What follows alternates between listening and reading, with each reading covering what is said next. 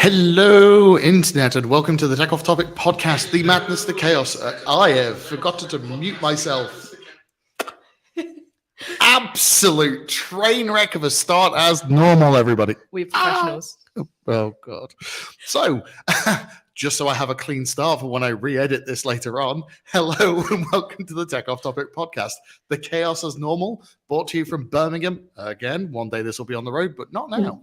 And for the first time ever, we have a room full of DevRels and more than just me and Jim being gobby. Hello. So, first thing is, I'm going to drag in Jim because that's what we do, so Jim can do his intro. This award-winning podcast. Hello, everybody. I'm Jim. I'm dialing in because I had my night out last night, so now I get to sit at home. Yeah. Very successful night out, the event, etc. It was, yeah. It was good. It was good fun. It was Christmas vibe and cheer. Before I get into my Christmas fact of the day, I need to let the guests introduce themselves. Okay then. That was Mike's official one. That apparently means introduce yourself. Hello, I'm Eli. I like to yell about tech. Find me on the internet.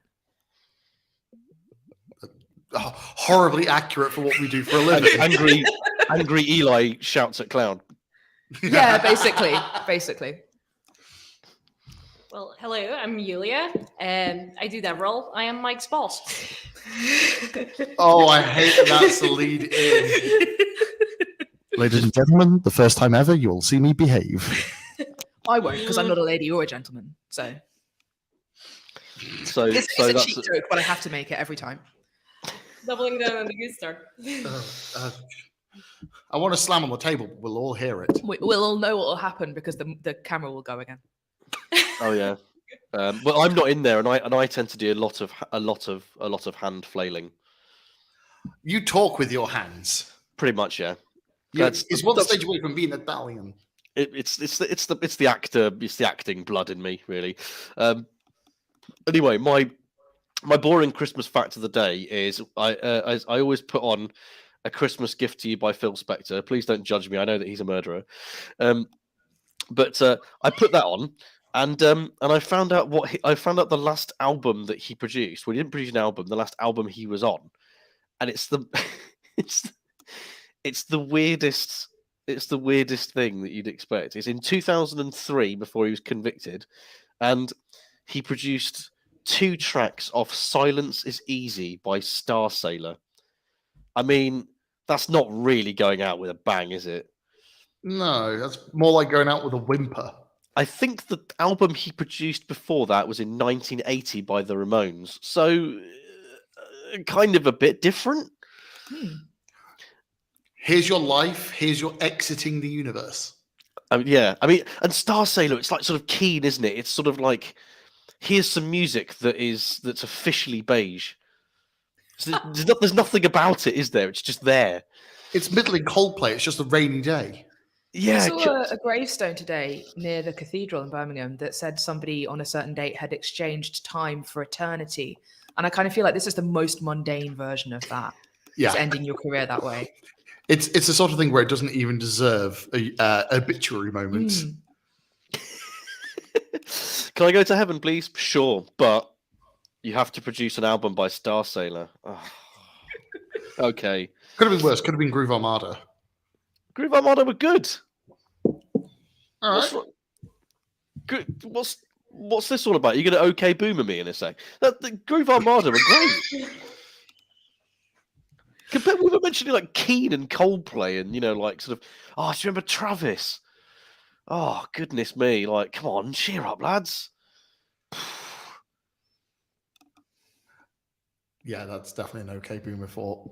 Look, none of you are interested in boring music. I find boring music quite interesting sometimes. Like Coldplay are one of the biggest bands in the world, and I just, just how have they done it? I mean, and Ed Sheeran, there's sort of one man and his guitar.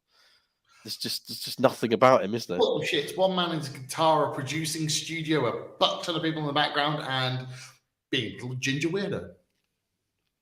Is he a weird? I know that We're talking about the same Ed Sheeran Game of Thrones star, right? Yes. Yeah. Didn't he? Oh, yeah, it was in Game of Thrones. He was in Game of Thrones. He's in Game of Thrones character. for like Wait, where? Yeah, he has like I three think lines. he dies pretty swiftly. Thankfully. I think it's in series 4 or 3. He was one of the. He was. Oh no, it's part of the later than thieves that. in it. They were fully off the rails by the time they had Ed Sheeran in there. Oh, we've got chatbots. I haven't Yeah, seen chat. I haven't seen spam on here before. So, Do we want more viewers, lads? It's a good price, apparently. I mean, are they going to like it? What's their profile? Maybe more music audience than tech. I don't know. But didn't Ed Sheeran? He built a swimming pool in his house without planning permission, and then when Suffolk County Council pulled him up on it, he said that it was actually a nature reserve and it was a giant duck pond. And you're like, mate, come on. Let's be fair, he's in Surrey, half of Surrey. Oh, here we built our fabulous thing. Now we need to get it past the council. It was like that. There was that farmer that built like his dream house and it wasn't approved. So you could see it from the edge of a motorway. So he just put like a 25 by 25 meter wall of bales of hay to try and hide it. You're like, you can just walk around the hay, can't you? You can't pretend it's not there, mate. Did my dream home succeed in its stealth check? Just waiting for that moment to get like a giant invisibility cloak. Covering it in bales of hay. It's just like, okay, roll deception to pretend that your dream home is in fact like a farm. I'm going to find out if you type in farmer planning permission, bales of hay. I wonder if that brings it up. Yeah, I mean, the planning permission story I'm excited about is Elon Musk trying to turn Twitter HQ into a hotel. I was going to say a hotel, but that is giving it too much credit. Yeah, I had a look at some of the pictures. It's middling at best, isn't it? Really, it's nearly as terrible as the Brewdog Hotel. It's dystopian. It's really dystopian. Brewdog Hotel. Brewdog. All right. So part of the Brewdog, we all know, are kind of shit humans. They make okay beer, but hold on. What they are is they're basically a like loads of the sort of agencies in tech. They're like the beer equivalent of that. Expansion at all costs, sod anybody's well-being. Apparently, yes. The bars themselves, the middle management and the managers of each individual bar. I love this. I wonder where this comes from the top, because they always say that corporate culture comes from the top. Apparently, they were obsessed with the lights, like the level of the dimmable lights and the music volume. And they used to tell off staff about it all the time. Oh, it's Luce Carter. Hello. Hey, we have a Luce. There we go. Here's his bean-shaped pond. I found the farmer one as well, by the way. Feel free to drop it in, mate. But yeah, the Brewdog, they, as part of their corporate responsibility, bought a huge nature reserve area in Scotland to maintain and actually have it run by the company as a corporate responsibility thing. But to make it still make money, because, you know, shitheads, they put a giant hotel on it. So you, as somebody who's going to their hotel, is paying for their corporate responsibility program. Oof. We haven't even got onto the tech side of things yet, and it's already getting wonky. We went straight into the capitalism end. Straight into the late stage, the never-ending late stage capitalism. What's his name again? Is it James Watt or something? He's a right Burke, isn't he? It's just painful listening to him talk. He was the one that masterminded, or his PR firm masterminded the. Thanks. There we go. I can't put it in the normal chat because it's me. Yeah, he was the one that did all the anti-World Cup for Qatar thing of like, yeah. First it's Russia, then it's going to be Iran or North Korea, whatever. Right, with Brewdog being a major sponsor with FIFA of the actual World Cup itself. So you're not really practicing what you preach at all, are you? No, they weren't in partnership. It was an anti-campaign. No. I mean, there was the anti-campaign. Yeah. But at the same time, they were in bed with FIFA behind the scenes. Oh, cock. Yeah, exactly. I mean, it's just them for you, isn't it? Sorry, I was just terribly British. Oh, cock. Cock and balls. Luke Brown, who was on it a couple of episodes before. Did you see him do this in the pub? Him and a couple of his mates went online to find 1940s phrases and started using them like indeterminately all the time. So, and you don't know what half of them mean, and they're just doing it because they want to. Indubitably. For the sheer joy of it. I love that. I'm already doing double takes at half the shit you're saying. I'm creative with my words. Let's just put it that way. If I have to start giving examples here, we're going to have to put an 18 rating. There's a Victorian saying that I really love, and it's got the morbs, which is nothing to do with Morbius, but it's when it's when you got the blues. I'm having a bad day today. I've really got the morbs. Hang on, no, I had that after I watched that film. No, but I heard it before. So Okay. I heard it before. I heard it before. It's cool, but it's I just think it's really cute. I quite like having a turn because that doesn't mean anything, does it? No, So I appear to be having a bit of a turn. Turning where? What do you mean? How did that come about? Okay. Oh yeah, you heard the same thing I did. Not gonna lie, we heard turd. Having a turd, that's a bit more direct, isn't it? That needs no explanation. I think having a turn could mean whatever you want it to mean. Victorian, it's having hysteria. Yes. Yeah. So in classic sort of Victorian style, it's having a turn is having a massive panic attack. But we don't want to talk about that. So I'm just having a bit of a mild panic attack. Oh dear, I seem to be losing my shit.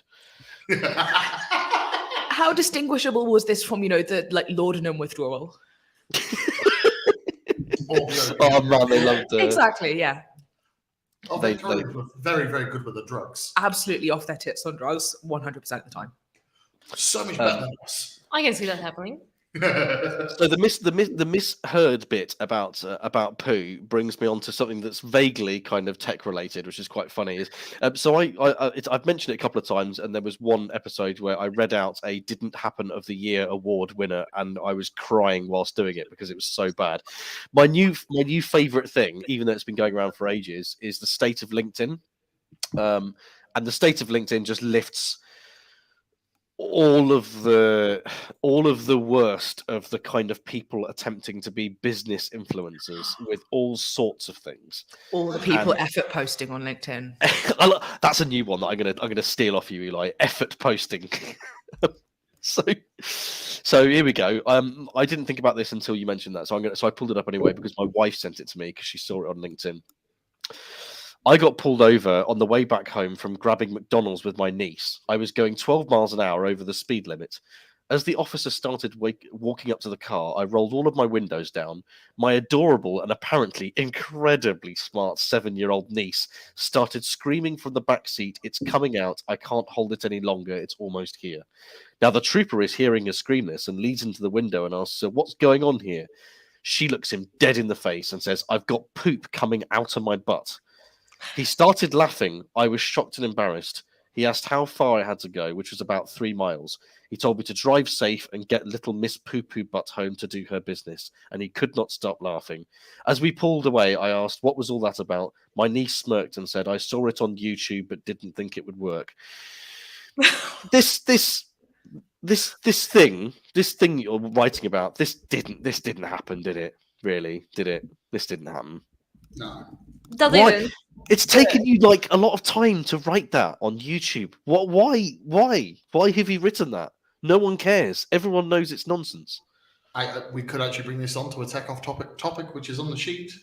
It could have been done by Chat GPL. It was only a matter of time, really. Yes. Yeah. We can only avoid talking about our new AI overlords for so long. Well, all I can say is we officially have a replacement to Jim. Did you see? Yeah. Was it Aaron Bassett on Twitter doing write a tweet to celebrate the launch of our new thing, and it wrote like perfect. Oh, it wrote an absolute. It was just. There's no need for us to exist. Well, there's no need for us to be on Twitter, which I'm excited for. Yeah, well, it's because you've migrated yourself to Mastodon. Oh, I am absolutely still shitposting on Twitter as well. Elon Musk can pry it from my cold dead hands, but I'll be excited to automate the bits of it that I have to do for capitalism reasons rather than my own indulgence. I think they're stopping it. They're trying to stop sort of cross posts and trying to restrict anything that's interacting with the API anyway, aren't they? Because Musk. Well, it might be to cover up the fact that the API is slowly degrading. That's something else. If only there was some sort of service discovery and microservices that could possibly fix that in an automated fashion. Who knows? Well, if only you had a core engineering team still. I mean, it helps if you have people lawyers, to of fix course. things. Yeah. I have loved the every time a news article comes out about Twitter and it says we reached out to Twitter who no longer have a legal department or who no longer have a communications department. Yeah, and also anyone from the EU who was under EU laws was liable to be paid has not being paid. I don't think. So Yeah, half of payroll have actually left. So Mhm. only the hardcore engineers are left, right? I don't Yeah. even know who's out there Good luck to sleeping in them the figuring out little hotel. Oh, yeah, I've seen pictures of engineering team at Twitter before and after. all the people on H-1B visas. That's who's left. Yes. Also, anyone who did not look like all the other ones. Yeah, it's either it's visas or sausages. Take your pick. I won't respond to that. No, James. I'm not drinking a bottle of wine whilst I'm doing the podcast. That would make me. That We're would pouring make it into me. a glass. To be honest, it is a big bottle. No, it's just a beer. To be fair, we did walk away last night with bottles of wine, so we can't say anything. 5 between the two of us. I don't know if Yulia had any. I was as well. hearing it. Oh yeah, of course you were. That sounds quite hairy. Things they don't tell you when you interview for a job in DevRel. Having a functional liver. That sometimes there might be a bar tab that needs clearing, and or you just got to do the noble thing. I think you're looking for the word resilient. Mm-hmm. No, The worst thing about going out with people that all do DevRel is if there's a cluster of them. There's always one of them that bloody insists every single time on doing karaoke, and everyone thinks it's the best idea ever. What is that? Why? It's all right. We're all of us raising our hands.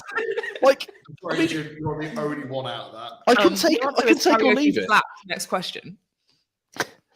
We had flipping Disney karaoke on Wednesday night. And I did end up on stage. You did. There you go. There we go. So for anyone salty. not within the niche of our little world of DevRel, whenever there was the DevRel conference, DevRel Con was last week, and of course naturally it descended into karaoke because apparently that's what we do. That's the natural state of the DevRel. Yeah, our first one in Tokyo, we even ended up in one of the giant karaoke bars. We had karaoke in NDC Sydney. It was great. It was out till 4 a.m.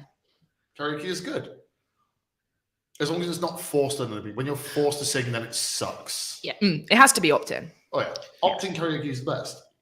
It's all right, but it's just got. I think I've just got scarred too many times by going to the yellow pub. Do you remember yellow pubs? It's a Scream, the student pubs. Going to there and like karaoke night, it was £1 a pint to get people in, but it was like it's always a group of people singing "I Will Survive" at like 9:30, and you're just like, I just don't need this in my life. And then the Grease medley, and it was always the same things every time. Anyway, not. Probably on brand and not to the surprise of anybody, my mate and I decided to do it only once, and we did Pretty Vacant by the Sex Pistols, and everyone hated it. And both of us broke our mics by swinging them accidentally. And then we got banned and never did it again. We ended up being punk without even attempting to be punk. It was just hated it so much. Right, I think we officially need to pick a topic. Well, we've skirted around one, haven't we? Yeah, exactly. That's why I'm going. We should pick one so we actually can get tech and then go off topic. We started off topic and went on to tech. Yeah, Non-linear podcast. I'm going to make it Yulia's problem. My problem. Yeah, because she's been the quiet one. Yes, because I'm music stupid. Okay.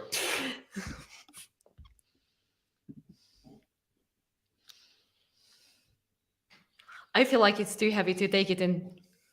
You look like you don't want to pick any of them. Oh, you don't do it in the order. Just pick one at random. I may not have, ladies and gentlemen, I apologize. I may not have explained all the rules before we started. And one of those rules is that there are no really rules, really. Sorry. It's like Mornington Crescent. There's going to be no one watching this who knows what that is or listens to Radio 4. So I might as well just stop now. Oh, okay. I know what that is. Okay. There you go. So it's Mornington Crescent rules, but it's Mornington Crescent, but we're playing Birmingham rules. Nice. Julia, what's your choice? I feel like we can start with a random fact, and that is yours. Oh, yeah. Yes, this is my random fact. There's not really much discussion here, other than thinking of Ed Sheeran, the one man and his guitar. He did the song for the new Pokemon game, the credit scene for the new Pokemon game that's just come out and is unspeakably buggy, but at the same time somehow apparently still very fun. But the thing is, there's a spider Pokemon in this new game, and the evolved form is called Spidops. And of course, me being me, all I can think about is like, oh, I might not be adequately leveraging spiders in my CI pipeline. I really need to get some Spidops professionals in here. Could we also, to make it authentic, like also splice it in with the new things of DevSec GitOps, Spids. DevSec Spidops. There we go. I mean, this is starting to sound like. I was going to say, well, like a. You don't want to organize a conference next year for DevSec Fin Spidops. Too many acronyms. And then we pitch it to VC people and say this is the next big thing. Yeah. Also, I am the creator of Spidops, and as a discipline, and as a result, I'm the authority on it. So I can come into your business if you pay me £350,000, and I will teach you all about Spidops. And what you do is, it's actually whenever you like push, there's like a command line terminal response when you push of this new Pokemon. That'll be £350,000 piece. Ding, ding, ding, ding, ding, ding, ding. Yeah. The qualification for becoming a practitioner of Spidops is that you have to complete the Pokedex. I mean, that's surely in terms of accreditation is not that far off, some of the other accreditations. What's the one that the BS something do? The Society of Computing, the BSC, they do one, don't they? Do you need to be like a 60-year-old white man who does Microsoft things to get it or something? Is that like your or Tom Goodman? Oh yeah, he loves it, doesn't he? Yeah, he's also got most of their accreditations. Tom Goodman is 23, 24, some really young. The youngest owner of BSc accreditations. Yeah. He's the youngest non-binary person that I have ever seen in the BCS. BCS, that's it. The green people. Right. The thing that when you, in the early stages of computer science degrees in the UK, you get to your third year and they say, now you should really consider your professional qualifications. Now, there's only really one professional qualification body in the UK. It is the BCS. Officially, nobody has ever had any value from those accreditations that I have. It was an attempt to be like the Chartered Institute, wasn't it? Of like, well, we need to have some professional body, and technology is the Wild West, and it just didn't work. We're not estate agents. Do you know what I mean? We're not architects. Yeah, I mean, I was talking the other day with Dylan Beatty about like what would even a software degree look like if you were going to teach it in universities. We basically both sort of thought, well, stuff moves too fast for that to actually be a thing. That's your like you can teach like principles of engineering, I guess, but whatever JavaScript framework you teach somebody in university is not going to be the thing that they end up working with, probably. And also, my degree is in algebraic topology, and God knows I don't use that. So, also, the most people it might just be me, but the most people who are successful in tech have not studied that, but they kind of have the same thing in common where they got the thinking process right and they can match systems and how things work and figure out and solve problems. Well, I fit that box a bit in my dissertation was in stand-up comedy, and my degrees in English literature and theatre, except the bit where I'd figured out how to actually do tech, because I still haven't done that. I just get on stage and talk about it. It's interesting because you do find that people like draw together all these different threads of like different disciplines, and then in the middle of it, they've spun this web of things that they're good at, and they've connected it all to technology. A bit like a spider, it's spin-offs. Ah. Oh, I smell a copyright claim coming on now. I don't want to fight Nintendo. God no. Just as an FYI, I come from a ridiculously traditional tech background. I have a computer science degree and did all the normal paths in. I still have no idea what I'm doing. Mike's boring. That's all right. Mike, now that you mentioned that you've had a traditional background, I've heard that there's this professional technology body with a green logo. That's a quick callback joke as well. There you go. We're even though I'm not in person, which I really don't, which I hate. I think we've all had snappy moments just now. But as it was Pokemon. What can someone tell me what happened to Pokemon Go? The flash in the pan, everyone walking into It's still walls. going. It's still going. It has a really hardcore community of people. Yeah, there's people who spend a lot of money on it as well still. Do you still get training zones where you just get random clumps of people holding their phones? Yes. Does that still happen? Spend enough time in Pigeon Park, because there are 3 Pokestops around Pigeon Park and a gym in the middle of it. Yep. It will suddenly, just on a random day, be filled with people ranging from 17 to 50. Yeah. You can tell it's on them because all you can see is... Yeah, I got involved with the Cambridge community like a couple of years ago. So it's still a few years after it had been out. And yeah, there's like dedicated groups of people who are like, oh, have you got this Pokemon? Are you doing this raid? Yeah. It's like, wow, it will never die. I think it's like Gen 7 now in Pokemon Go. They're like releasing the most recent Pokemon, not the most recent one, because it's Gen 9, but it's gonna turn into that like those sort of super hardcore communities. Like what's the one where the game itself is so sort of grindy and boring, but it requires hundreds of players, and now it's got its own huge unwieldy economy. It's a space thing. EVE Online. EVE Online. EVE Online. Yeah. EVE Online, where they almost sort of write the history books by creating things that happen that are just unexplained. Like I remember reading about one huge event about 5 years ago, 4 years ago, and the way it unfolded, it was just like a story. And you just think, I thought the experience of people playing EVE Online is like, I'm an accountant for this faction. That's it. Yeah. As long as you know your place. I think Pokemon Go is going to have the anime manga problem where they are catching up to the canonical main series of Pokemon. They're releasing like the old Pokemon so quickly that we're going to get to a point where Pokemon Go is on par with like, the generations of Pokemon, and they're going to take over and be the ones who create new Pokemon. They're going to have a divergence, or they're going to have like a lot of beach episodes. So they're gonna Game of Thrones Pokemon. Yeah. Unfortunately, the Game of Thronesing of things has been a thing in anime for about 2 decades. As somebody who previously had a Naruto tattoo, I'm very aware of this. That's what happened to Fullmetal Alchemist as well. That's why Brotherhood exists, right? Because they cocked it up the first time. Correct. Yeah. Yes. Also, one of the problems that happened with Bleach. You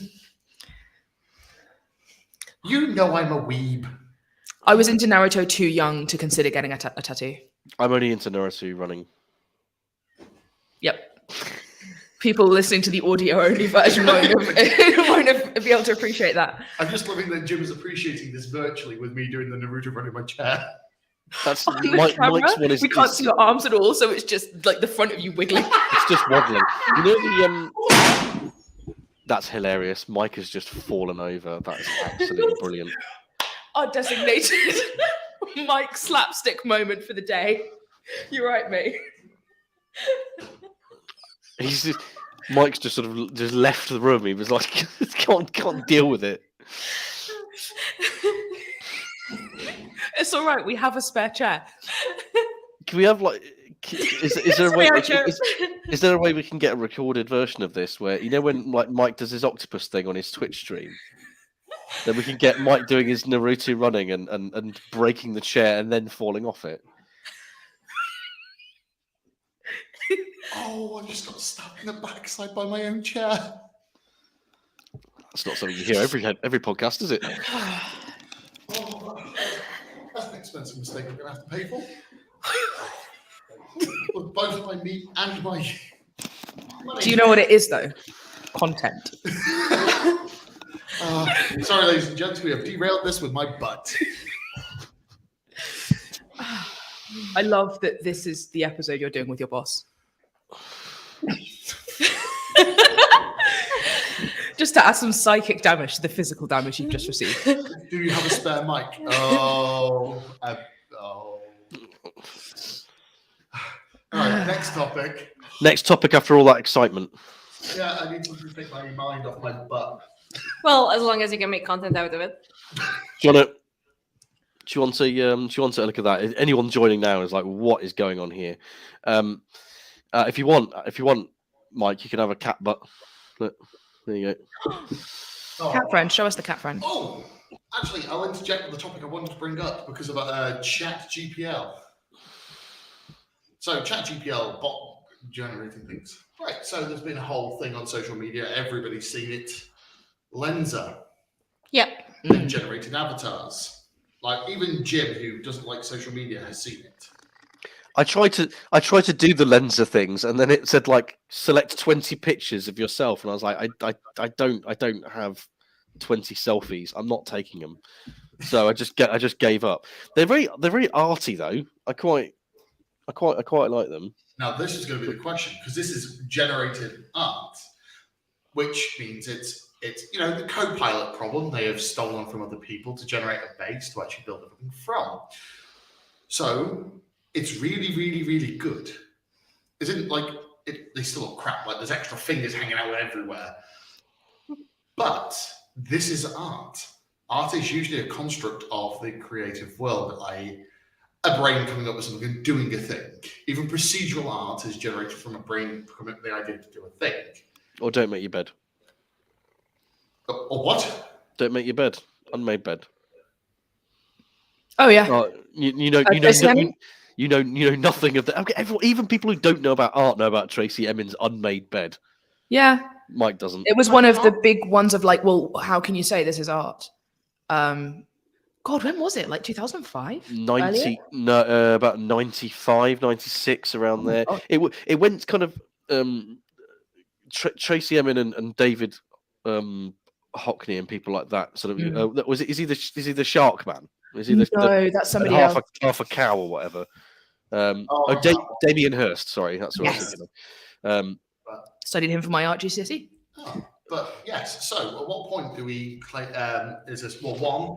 How do we feel about the fact that it has ripped off and stolen thousands and thousands of images to build up the base to be able to do the rest of the AI work on top of it? That's where the human element has come from. Yeah. So we're stealing other people's human concepts to create generative art. It's a bit like stealing the code. Then It has made a stab at being creative and turning that into a career. I think creativity is just reshuffling of things you've seen and experienced before in a new way, whether you do it consciously or unconsciously.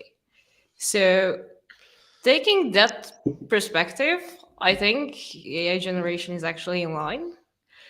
How do we feel about it? Yeah, it's reusing other people's art quite literally to generate new ones. I prefer to talk about this and Lensa and what it's doing and how it's generating it than fucking NFTs. I'll tell you that for a start. No.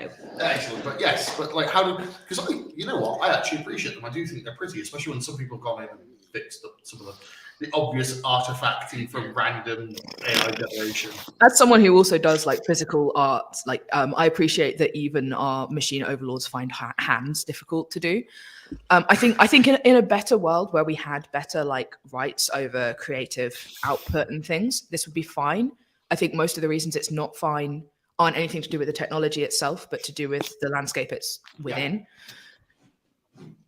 I don't have any more sort of cognizant, coherent thoughts than that. But there are certain sort of things like that, aren't there? Like like the sort of movement being recreated by Boston Dynamics that you sort of assume, or like we're learning with machine learning of a simple question, but the answer just can't be you can't work out the answer or just can something because it's a human answer. Do you know what I mean?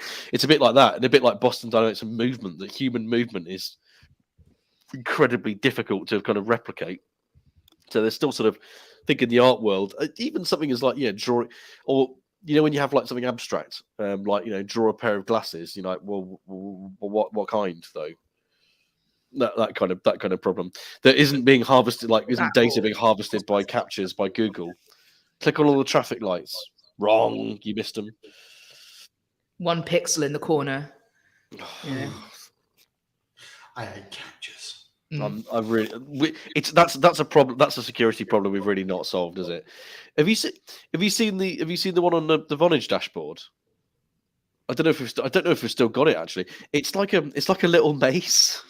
It's like a little maze thing where it's like drag it around. If you completed this maze, put the pin where the end of the maze would be. I'll tell you what, it's better than the traffic lights. I'll take that over that, or zebra crossings. Is there any truth to the idea that they are using the output of people saying, "Are these traffic lights? Is this a zebra crossing or whatever?" to train autopilot cars? I don't. Is there any truth to that they're using those as data sets? No. I don't know, because I have heard that it's a sort of. I don't know whether it's just like an urban myth that seems too logical. It sounds too sort of I don't know. It's too cute to be true. Also, the reCAPTCHA V2 has been around an almost decade longer than self-driving car tech. Yeah, but like that data is still around, right? Lots of humans identifying road features. Using a Web 2 reference, all that technology is, all that data is owned by a company, and they ain't going to give it away for free. Well, I wouldn't say they were giving it away for free, but no, I don't necessarily believe that. It's just something I've heard over and over again. And every time I do a capture, it's in the back of my mind, like, if I get this wrong, is a Tesla going to kill a child? And the answer is the Tesla's going to kill the child anyway. But correct. Yeah, I was about to say, in Web3 is going great in that site by Molly White. You could basically, it probably already exists. Someone will have done one for self-driving cars. I read one this about 2 hours ago.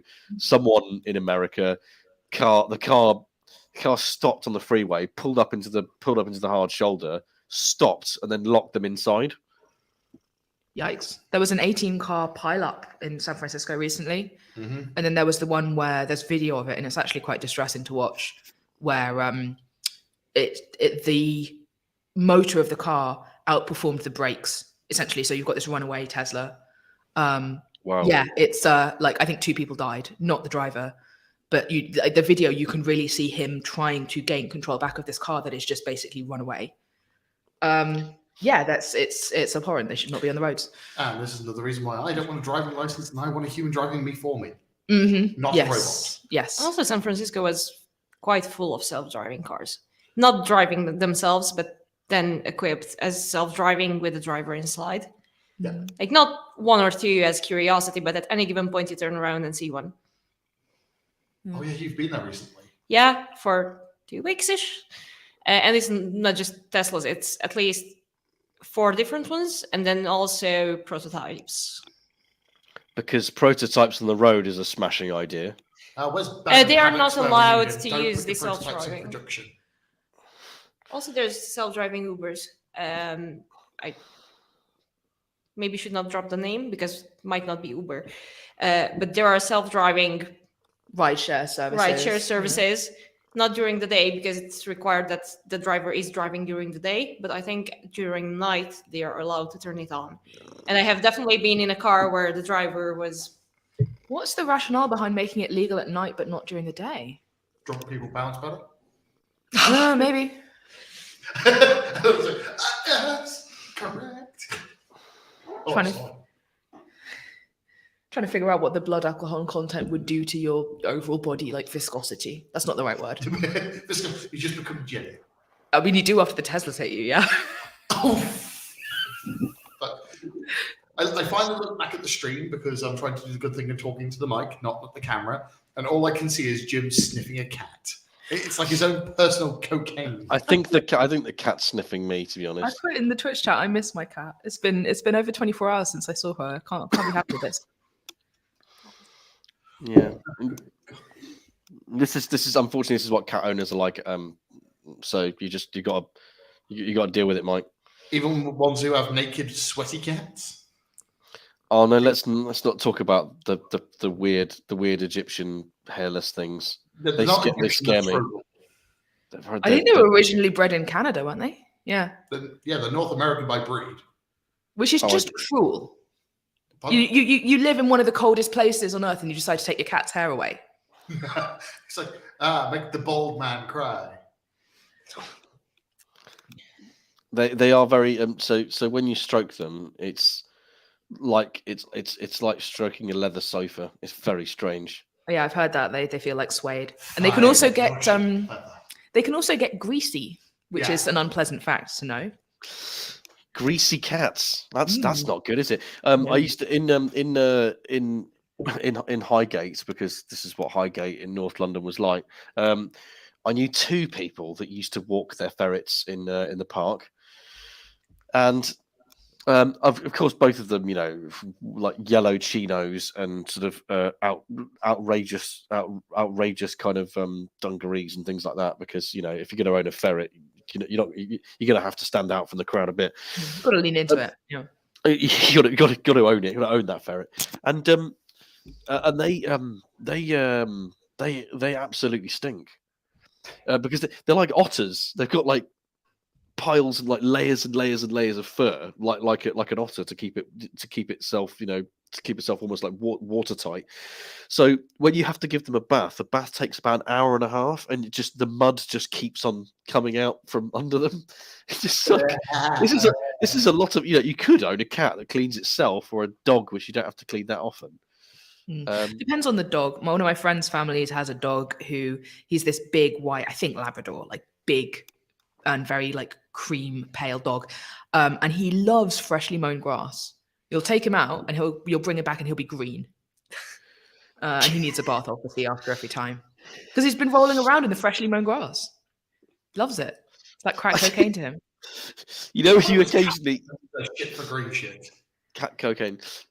My last cat did not care for catnip at all. You would give him like something that was catnip scented or like had catnip rubbed into it, and all he would do is he would like grab it and put it near him and then sit proprietarily near it and be like, "This is mine now," but not interact with it in any other way.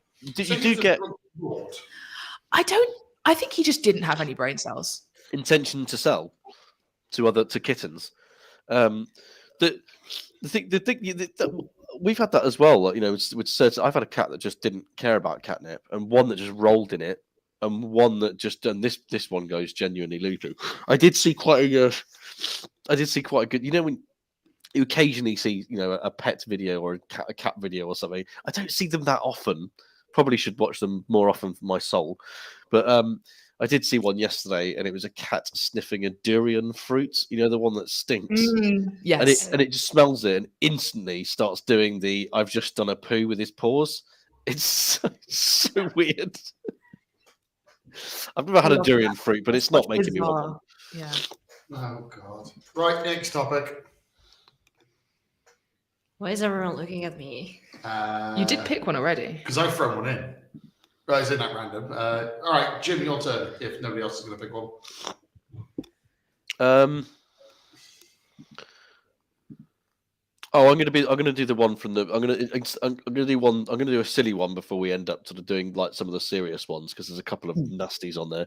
The BBC News article, which I saw, and I just thought I'm going to put this in. It's from BBC. The tech section, and there were two sort of bits to it, and I thought, this is good tech journalism. This is because if you're going to write an article headline, you might as well make it this one, which is San Francisco makes U-turn on killer robots plan.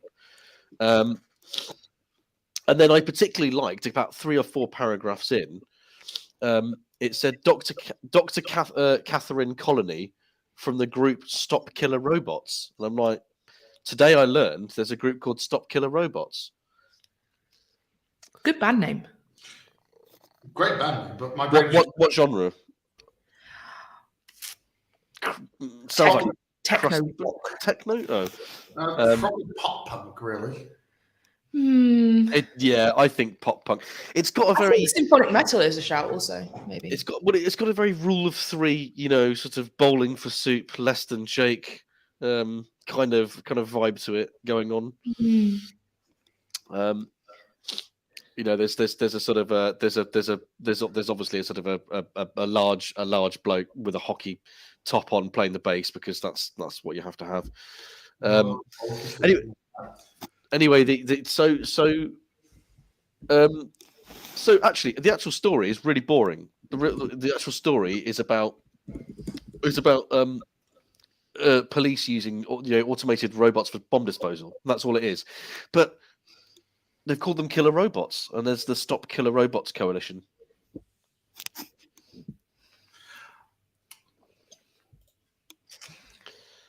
I've also just read the bottom of the article, and there is actually like official responses from the San Francisco Police Department. What have they said? Enlighten us. The spokesperson for the SFPD said robots could potentially be equipped with explosive charges to breach fortified structures containing violent, armed, or dangerous subjects. Right. So what bomb squad bots that move bombs. That's what it is. So what they're going to use is they want to use the bomb squad robots that disarm bombs, but they want to put. This feels very American. Now we're going They to are automating the killing of unarmed black men. Yeah, I mean, easier somehow. It's like they're refining their techniques now, aren't they? Let's find new ways of being terrible at doing policing. Oh, at the very bottom of the article, Jesus. In 2016, police in Dallas, Texas used a robot armed with C4 to kill a sniper who had killed 5 officers and injured several more. Oh, wow. So precedent. This isn't even like a theoretical. This is shit. Unfortunately, having been in the US recently at tech events, looking at new startups and business ideas, it's leaning heavily hardware, robotics, and disguised defense. Disguised defense? As in, we're going to present a very cute use case for these machines and let you do the rest of the thinking. I've got it, Yulia. I've got it for Mike so that he'll understand, right? So in the first Jurassic World, when they're training the Velociraptors, and it turns out that they actually want to use them as weapons. Yeah. It's that, but robots. Oh. Mm-hmm. Oh. The Velociraptors are cuter, though. Well, actually, that's debatable. No, I was about to say, the Velociraptors are terrifying, but apparently, and the director of developer relations at Vonage will back me up on this, that the Velociraptors in the Jurassic series look nothing like Velociraptors. Yeah. I watched the most recent one of that on the plane on the way back from Sydney, and it was, I don't know, I was so offended by how heavily they were leaning on this nostalgia factor of bringing back the original trio, and that was the only time when the original theme played. T-Rex, I was just like, man, it still doesn't make it good though. You're just showing me how. Oh my god. Okay. The second chair is fine. But yeah, it was like, it's just highlighting how different the movies are now to how they were then. It's like really shoving it in your face. Like we even brought back the original people to show you, to really highlight how much worse these movies are now. Yeah. You were right there, Mike. I think the last one was an improvement, I must say, but the one before that, the one where it was like, cool. It was the the one where they're having like the fair and they were selling them off or whatever with Toby Watson. That's one of the worst films I think I've seen in the last 10 years. Not gonna lie, nothing will ever beat Hold On to Your Butts and Hold On to Your Butts. Actually, the reason why I got into development was mainly because of trying to understand what Dennis Nedry did in Jurassic Park. That's actually not a joke. That's true. I mean, I had the same thing after watching the movie Hackers. No, there you go. And also when you look back on it, if you look back on it, what they actually did, you're like, okay, so the actual operating system for Jurassic Park looks like it's Java, but it can't be quite Java, and it's running on Linux.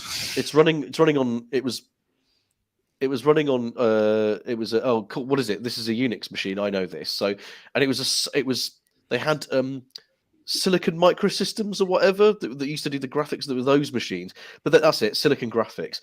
And then, but but he had to put his desktop was a Mac, like the old System 7.5, and you're like, hang on a minute. And then they had those Connect 8 sort of machines or whatever, which were the ones with the little lights on. Those were real. Those actually used to do that. But none of it made sense. And also, if you look at the video where he's supposed to be on a live chat talking to one of the people, when Nedry's talking to one of the dock workers, and he's like, I can't go now. I've only got an 18-minute window. I thought I could do it. You can see that it's a QuickTime video, and you can actually see the scroll bar at the bottom. What a mistake to make. You have a thought I do not. there. Head is empty. Sometimes it just wipes it clean. I'll say I think that's maybe the nerdiest conversation I've ever been a part of. An in-depth analysis of like what the actual systems were that this person in Jurassic Park was using. That's not derogatory by any means. Even better than that. Someone decided to recreate Jurassic Park systems and called it Jurassic Systems, and it's a JavaScript app. Go and find it. Of course it is. When after you find out that Windows has been recreated in JavaScript. That's already been done. So, There's Photoshop in the browser. It's pretty cool. Yeah, it's called Figma. No, it's got a Photopea. It's really good. All right. Oh, I shall check that one out. Actual arty person. Yeah. In a different life. I remember your art collection. It smelled like drugs. Those expensive pens you had, which just whiffed to high. Thank you for clarifying. I would say lino printing, like oil-based lino printing, does have a very specific scent to it. It's no, just you used to bring out these pens, Yeah. put them on the table, and all I could smell was like Copic sounds like markers. magic marker drugs. Yeah. That's how you know they're the good ones. Yeah, the good shit. The good shit. Just open up my trench coat with it's just like lines of pens, like, hey kid. Oh God, we've gone full circle. We're now pimping back. On the upside, we actually do have a topic suggestion in the chat. Yes. Which is also, oddly enough, already in the worksheet, thank God. Because I haven't read it yet because of people commenting on it last night. And I went, I'm going to save my reaction. Ooh, oh no, is this live JV's mic reaction? one?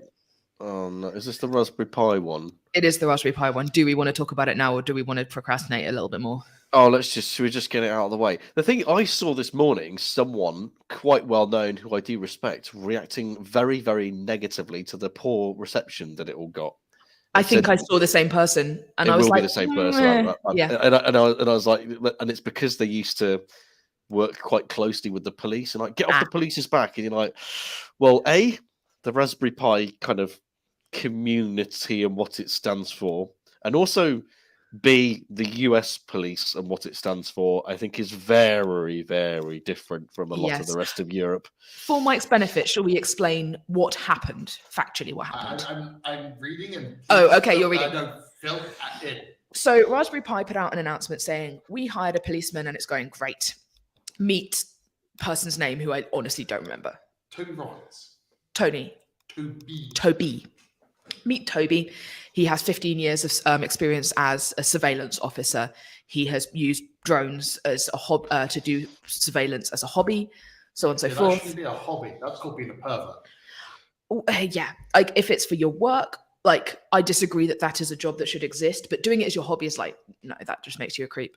And Raspberry Pi basically saying, we've hired him. He now works on Raspberry Pis. He's talking about how he's used Raspberry Pis to do all of the things that he's done before. And now he's very excited to be working with them.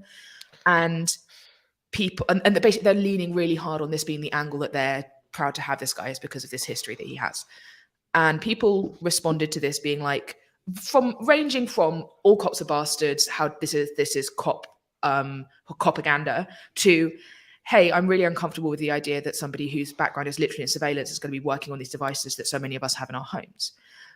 Across that spectrum of responses, the Raspberry Pi Mastodon account basically started blocking people, responding in really hostile, inflammatory ways.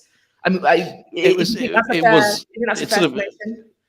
one of those things where it sort of like it progressively got worse. It started off with making light out of it and just joking back and saying, You "Ha," just being and like, you making just like have to chill. they were making like police puns and things. And you're like, I think this is a bit worse than that. Then when it started getting more serious and it just kind of like started becoming viral, then they started responding hostile and Mhm. actually like sniping back. And then finally, as you said, then they just started blocking people. The debate was being shut off. And you're like, this has just got this is a whole bad thing going on right Yeah. now.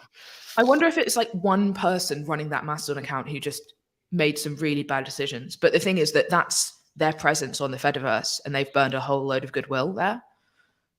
This sort of phenomenon of, on the Fediverse, people being like, all corporations are bad. We don't want to have any companies on here. If they do, they must set up their own instance. Raspberry Pi did that, and people were like, okay, we like Raspberry Pi. Let's see how this goes. And now this has happened. And it's kind of going to set the tone, I think, for like post Twitter migration. What is the role of companies going to be on the Fediverse? And Raspberry Pi had a really good. They were laid up for it perfectly, and now this has happened. Not gonna lie, when it comes to anything like this in tech, somebody always needs to screw up first to learn. Yeah. We had the lack of code of conduct problems years ago, which we talked about in the Tech Off topic before. Mhm. Yeah, people have to screw up for us all to learn from somebody screwing up in a big way. And yeah, James just said is that the first main character in the Fediverse, which is I saw that tweet too. It's wild that it was Raspberry Pi of all companies. I mean, I know that they've been moving more towards industrial use cases rather than home building. Moving towards that has been their entire business goal. Or I guess they're marketing towards it. No, that's still been ground zero. Oh, okay. It's such a shame. Industrial. It's such a shame watching them go from we're reinventing the BBC Micro to get people to get kids back into programming, and then like this is the conclusion. It's not great. It's disappointing. Sorry? This will not kill the Raspberry Pi. No, but there are people who have previously evangelized them who will now not do that anymore. That is true. Like if that was my company, if I was DevRel at that company, I'd be salty as hell. Sorry, I'm just listening to Jim snort. I thought I could get away with it, but I couldn't. We have a mute button. I thought I could get away with it without the mute button. I mean, but it turns out that I do need it. So that takes us back to if we're going back. Okay, so that if the Raspberry's gone, then that means we're going to have to look back at the amount of relaunches of the Spectrum ZX. There've been. Hang on, no, there was a relaunch of them of the BBC Micro. I played with them recently. I believe it was re-released in something like 2012 or something on modern hardware. Because I remember it becoming a thing, not long after Raspberry Pi, where they went, "Oh, hang on, there's a little market for this. We can actually do a thing." But it was so short-lived that because they just couldn't produce nothing, and there wasn't enough in the market, they just stopped existing. Is Adafruit the same type of thing? Oh, they sell other things. Adafruit is just a reseller. Yeah, they're a reseller. Yeah. They same with Pi Hut and all the others. Sure. I used a microbit. Somebody brought a bunch of them to the Transcode hackathon that ran before EuroPython this year. Good fun. There you go. That's a good. I noticed. I looked at the ZX Spectrum. I've now pronounced it right because Jez Higgins picked me up on it and said, I actually said on local radio, I said Spectrum ZX, and he said, "Oh, you got the name of the machine wrong live on air, did you?" And I suddenly realised my mistake. So there've been 2 Kickstarters, and they've delivered. Both of them have delivered about 20% of the actual orders, and both companies I think went bust. One of them tried to do a handheld that looked like an amazing prototype, and they didn't actually get round to industrial building it at all, which was a shame. It is the BBC Microbit, and was re-released in 2016. That's living memory. Another interesting one is the Roland. Not the drum machine, the Roland 303, which is The Roland 303 it was an attempt to create a synthetic bass and ended up being the thing that created the genre of acid house. It created the acid noise, that kind of that synth noise, which it wasn't supposed to do. So it created it So much years of music later. history is just that. when loads of people about it was a complete flop, and about 5 years later, Detroit artists picked them up in thrift stores for like a tenner. And someone, see if I can find it. There's quite a lot of them. Someone created the board of it as open source, and then you could buy pre-made 303s. It was so weird. So much of music history is just, this thing didn't work as we expected it to, but it made a really interesting noise. I bet I can do something with it. Well, yeah, that's my favorite one of that is always Aphex Twin. When Aphex Twin started out, the first thing they did was they won a competition to make a Commodore 64 make music. And what he did is he overloaded the processors to make it have a tone, and then adjusted the tones. Which Have you seen? It just explains Aphex Twin, really. There's a sea shanty band called the Longest Johns. They've got quite big over the last couple of years, and they have an album called Commodore 1864, which is chiptune versions of their songs. Oh, It's delightful. You see, that is good. Fully recommend. There's a lot of they're the guys who go on Sea of Thieves and sing sea shanties on Sea of Thieves. Yes, okay. I have heard about that, because we did have we had a one-off fusion where Jess Baker, I think her name is, was on it, and she was one of the lead devs on Sea of Thieves at Rare. Oh, cool. And she was showing us how they were recreating physics in order to do unit testing, and it was absolutely mind-boggling. They were to do tests, they were actually getting pirate ships from the game to fire cannonballs and then checking the physical trajectory of them. It was so bizarre. I love game dev. I never want to be in game dev, but I love hearing stories from the workshops. Oh, I don't deal with crunch time very well, so I think I'd be go back into the new Pokemon. There's the thing in game dev where you have some hidden object in every area that you tie a load of state to, right? Yeah. In the new Pokemon game, they've used Pokeballs for that, and they didn't hide them properly within the landscape of the game, so you can just see Pokeballs poking through the floor sometimes. In the Pokemon centers, in various areas, you just be like, oh, there's a netball there. I love it. Game dev. Did any of you see? Did any of you see that there's an infamous video on YouTube for this? Did anyone see 2003's Russian video game Big Rigs Over the Road Racing? No, but now I want to. Did I mention this, Mike? Did I mention this on one of the podcasts? I'll have to find it's. There's two of my favorite things in video games. That's one of them, because they released it, and it wasn't that it wasn't complete. It was more like, why did you even attempt this at the first place? You could only do one mode. It had a AI that didn't even start, and you're supposed to be racing in this one thing. None of the clipping worked, so you could drive straight through mountains. None of the physics actually worked on the thing. So if you reversed in a perfect circle, the reverse speed would just keep on going up and up and up until you were going at 1 billion miles an hour in a circle. And if you press stop, you just instantly stop. This just bizarre. There must be a way to leverage that into flinging yourself into outer space.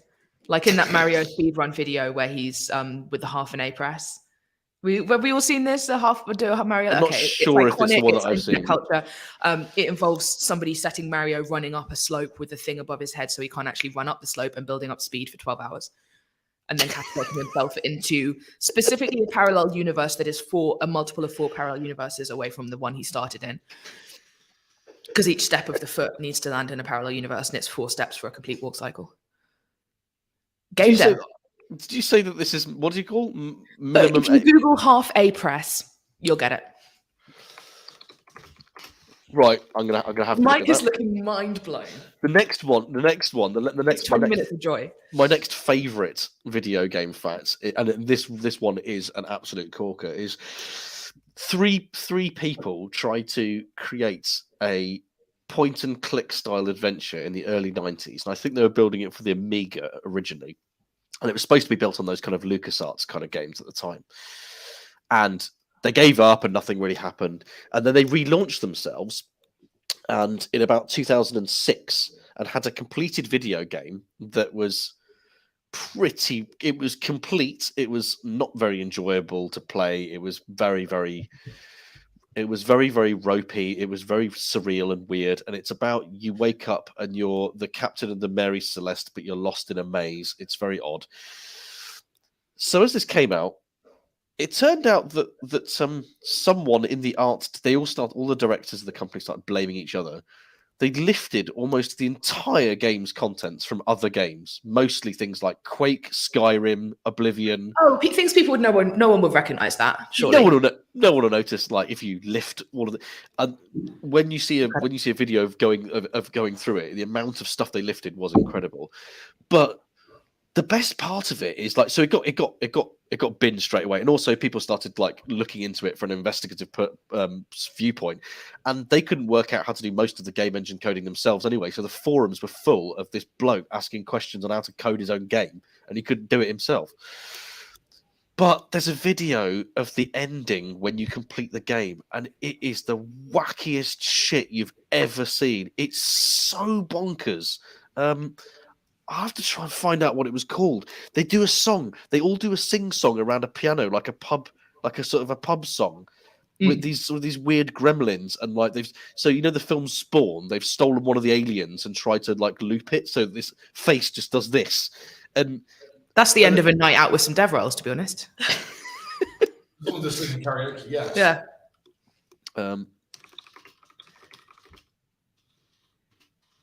Video game with amazing.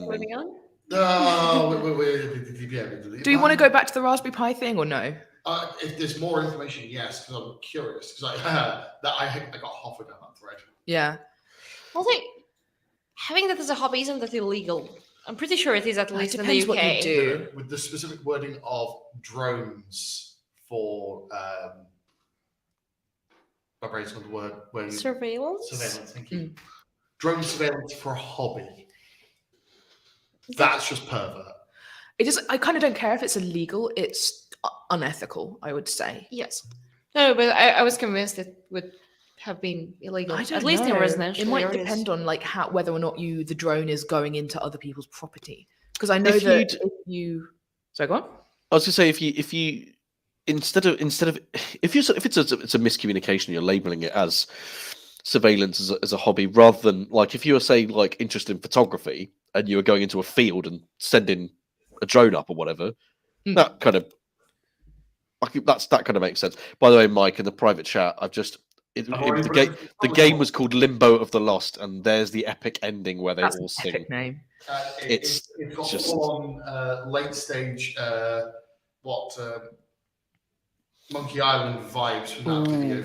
It is as an ending. It is the most mad thing.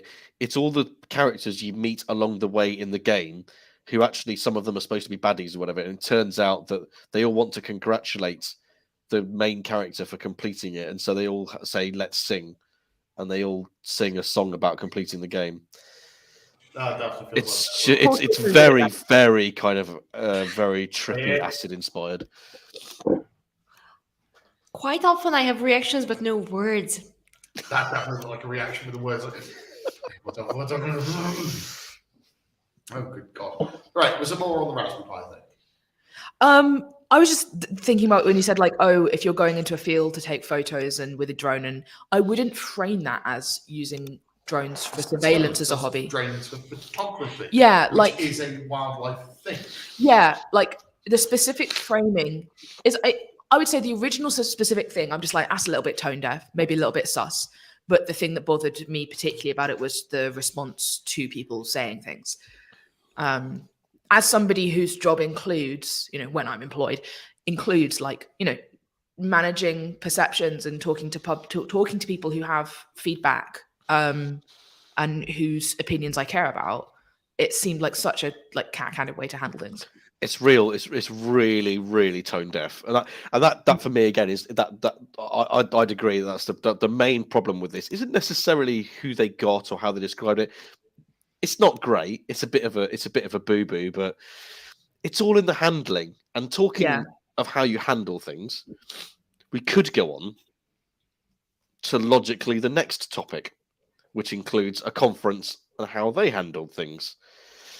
And it's not Modern Front Ends Live. Oh, I was about to say We did that last already time. done that well. Yeah. Is It's this not the modern. is this the is serverless ready? Yes, it is. Yeah. Okay. Right, fill me in. First I heard of this saw a tweet about it where somebody was saying we've lined up our favorite speakers to talk about serverless. Like we are at AWS reInvent and now we've put together this 1-day virtual conference and it's 10 dudes. And that's the panel. And I didn't then follow up with much of what else happened. Like I tweeted, I responded and said, hey, your panel is all 10 dudes, right? You couldn't find a single non-dude to speak here. Is this the future of serverless that you are promoting? No response to any of the tweets that any other people that I know made.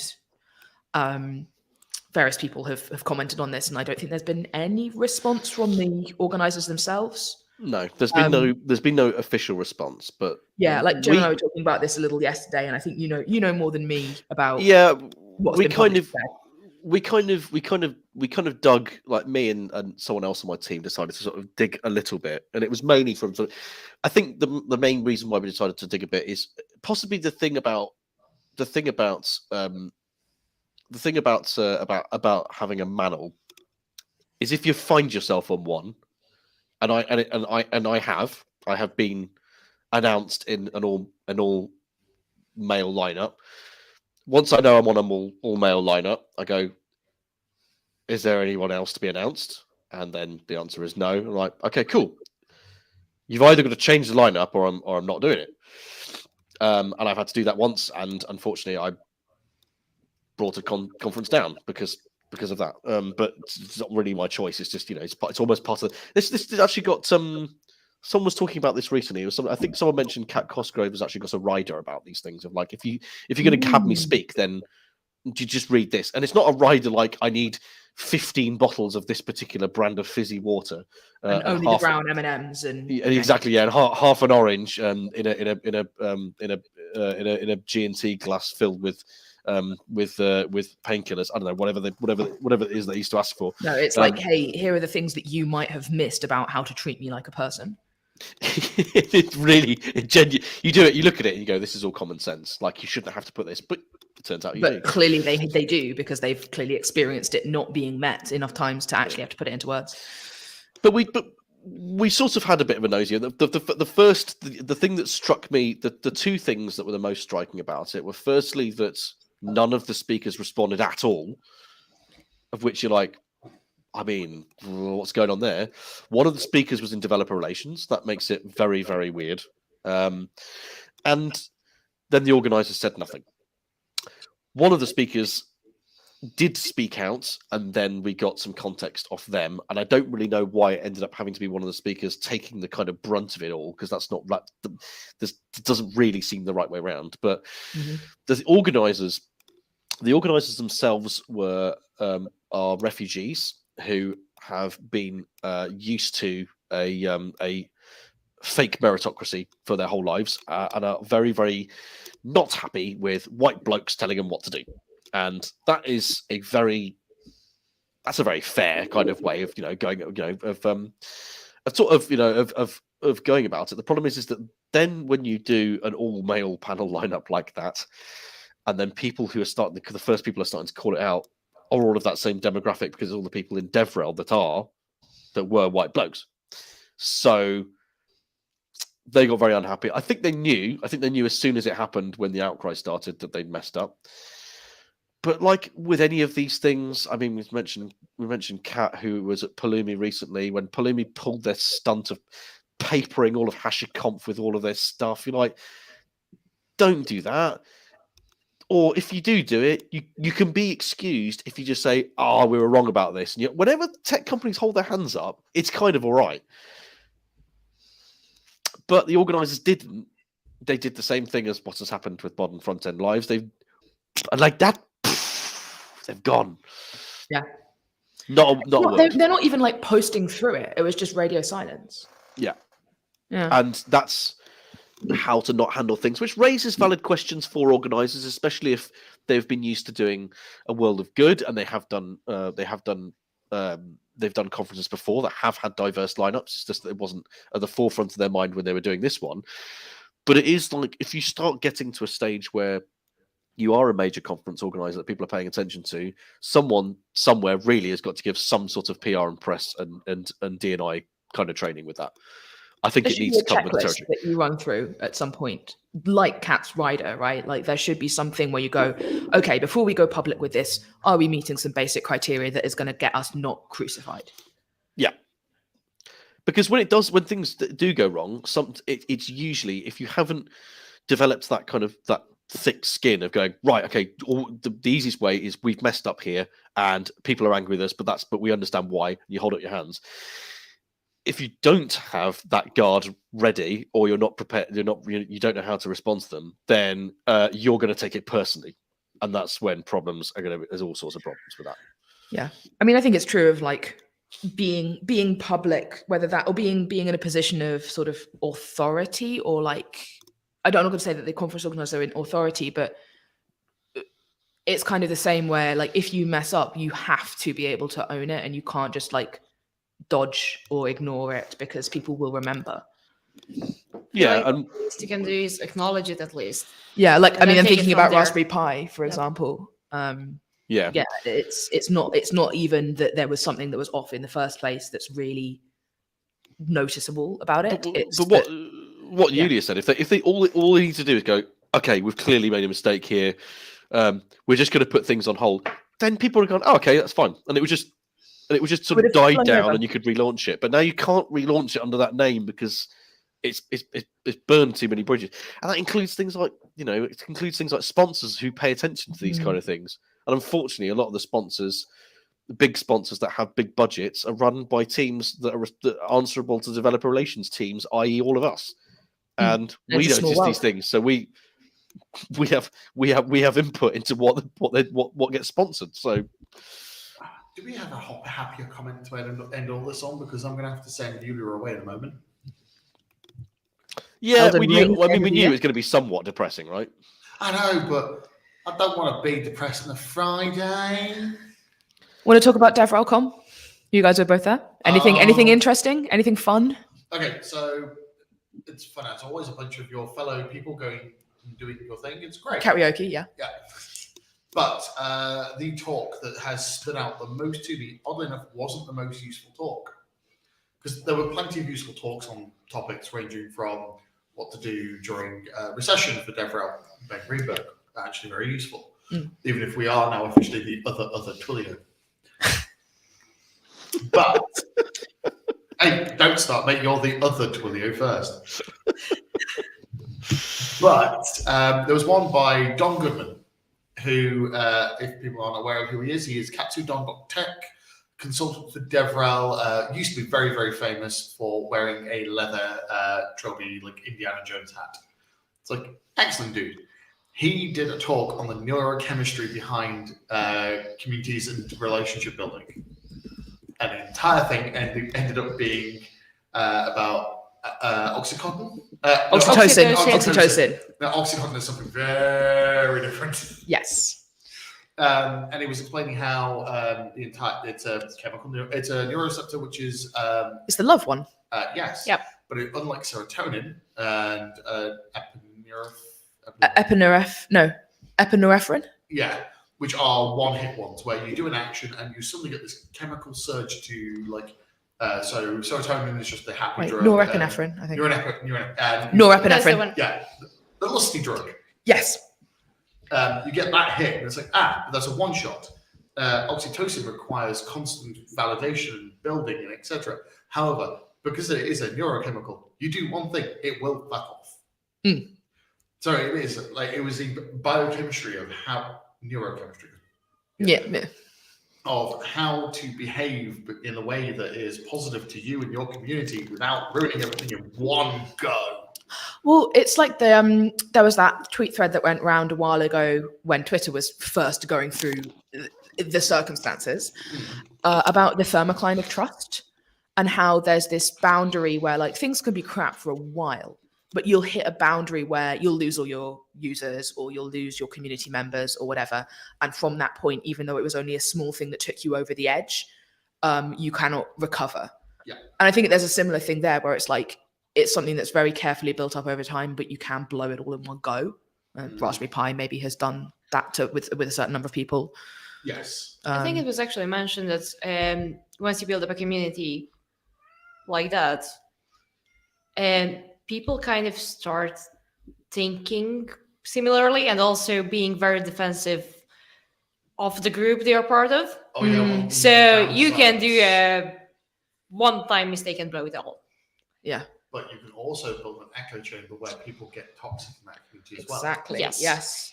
One thing I was super proud of in my last job was the forum community that we had there, which was like, I think they managed to thread the needle of this is a community with a really strong identity, but it's also welcoming to newcomers and sort of not cliquey in that way. But it was a lot of work on the part of moderators to make it that way. But did you all wear pink? No. That's a Mean Girls reference, and I will not be ashamed of it. No. There are things I won't say on the air about Mean Girls, but yeah. Okay, I'm about to get in trouble when the internet stops. But yes, No. there were plenty of other really good talks. I wish I got to see more, but I was helping with some work-related stuff for two of the ones I wanted to see.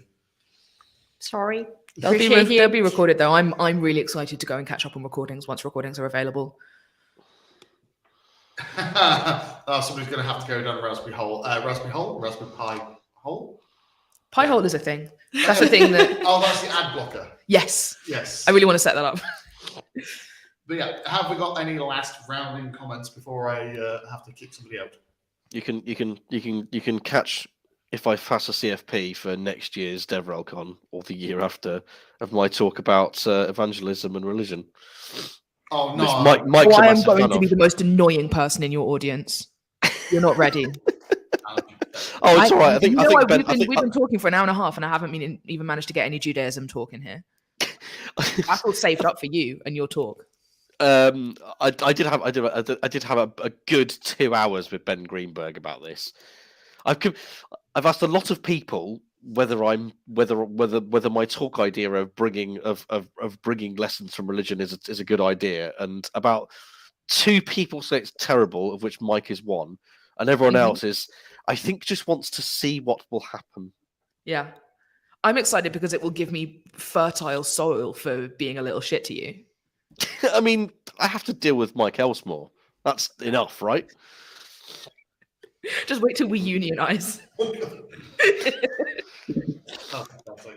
yes. Feel like we have a topic for next time.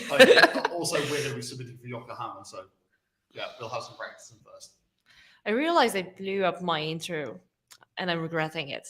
I should have left with, "Hi, I'm Yulia," and Mike keeps on dragging me into all things DevRel and finding new and unimaginable ways of putting me on the spot. Last time. That's a good. I quite like that. That's good. I'm not going to edit that the right way round. That's a lot of work. That's all right. I've been in that. I've been in the position of being put on the of my manager being in the room and then putting myself on the spot, which happened at Fusion when I was making a Ruby joke, and I said, "Are there any Rubyists in the audience?" There were 120 people in the audience, and the only person that put up their hand was my manager. So I'm like, well, what do I do now? Say is correct. Is what I'm hearing. It's because Birmingham has a strong disrespect for DHH. Wise, healthy, commendable. I agree. Excellent. No. Prince. You know, like the sort of the didn't happen of the year, like this didn't happen. It's a bit like that with DHH, isn't it? It's just like, yeah, but no one likes him, do they? Oh, Musk probably likes him. No. Right. Any last remarks before I shut this down? Because at some point it's going to go really off the rails, I have a feeling. I mean, the whole thing has been off the rails, but that means we've done our job, doesn't it? Yeah. Touche, good point. Chaos. But this is open to you two as well for remarks, because he's already pimped himself up for a CFP. As long as it's off the rail and not off the chair. Oh. I don't think I can top that. I'm going to just leave it. I'll tweet a photo of that chair. Right then, if that's the case, thank you everybody who's wanted to tune in. Thank you everybody who's listened to this remotely. We apologise that you've missed some of the references, but my butthole has been in pain. physically because of a chair. And yes, anyway, thank you very much. We will see you all at a later date. Goodbye. Bye all.